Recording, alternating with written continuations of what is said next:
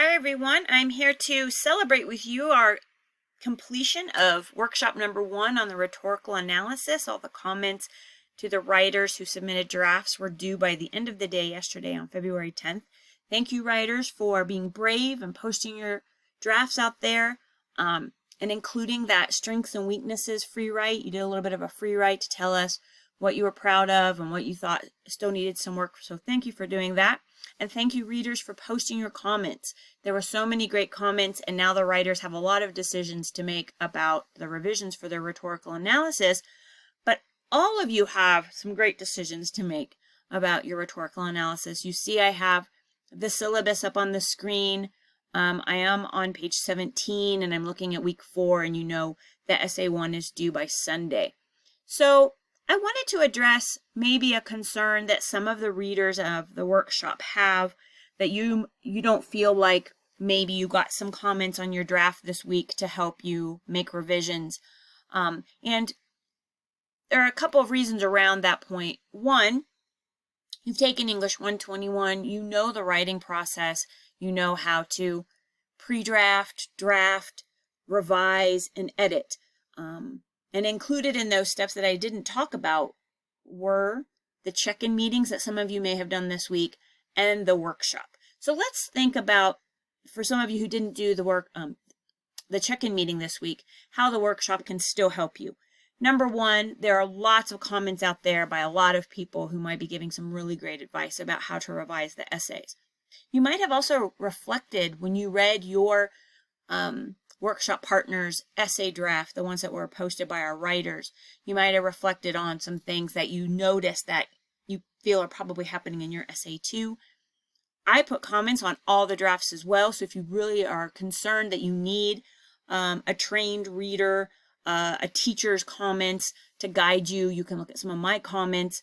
You know, the rhetorical analysis has some pretty common pitfalls overall, and they are usually related to the commentary in the body paragraphs. One of the things I talked to a lot of people about this week were some missing commentary or some commentary that needed to be more in depth.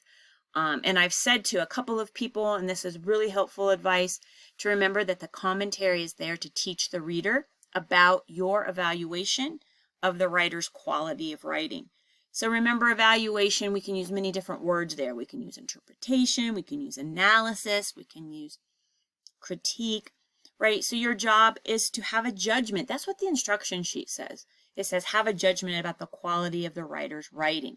So that commentary in the body paragraphs is so important. So definitely check there for revision.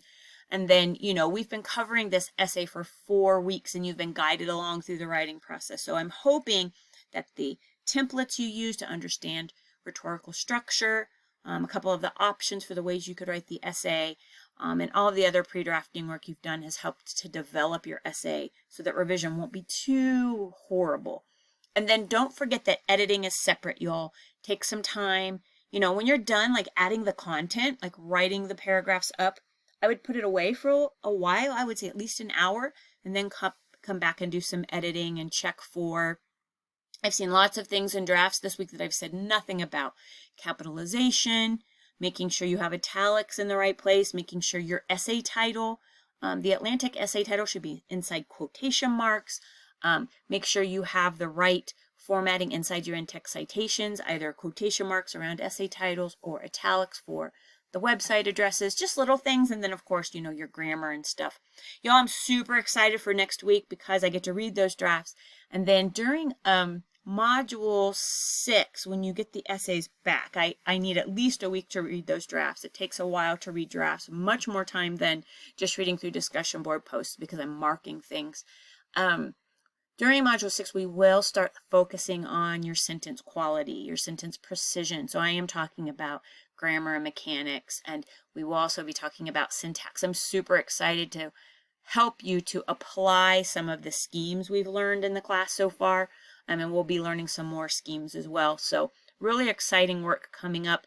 And want you to know that once you have the rhetorical analysis submitted, you know, we'll turn over to essay 2, and you're going to start applying a lot of the information that we've learned in and analyzing somebody else's writing. So very exciting stuff coming up in the class, and so glad we're moving forward from the one required academic essay.